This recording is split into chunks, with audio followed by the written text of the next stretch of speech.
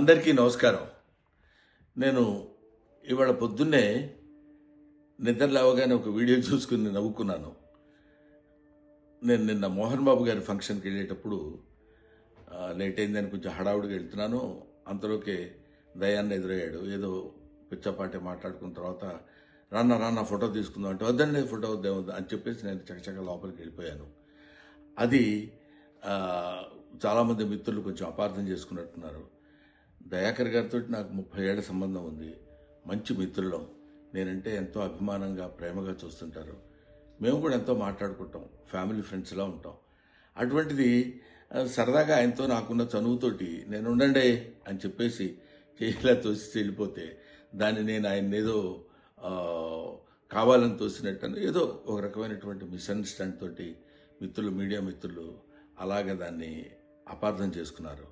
అలాంటిది కాదు. ఆ తర్వాత కూడా ఫంక్షన్లో నేను ఆయన చాలాసేపు మాట్లాడుకున్నాం. అంతకుముందు మాట్లాడుకున్నాం. ఫంక్షన్ అయిపోయిన తర్వాత కూడా మేము మాట్లాడుకున్నాం. కానీ ఇది పొద్దునే చూడగానే ఆయన నేను చూసుకొని నవ్వుకున్నాం కూడా.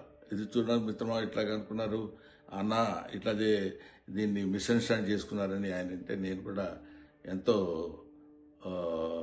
అయ్యో ఇదేంటి ఇలా జరిగిందని ఆయన్ని ఎక్కడ అపార్థం చేసుకుంటారో అని అలాంటిది కాదు.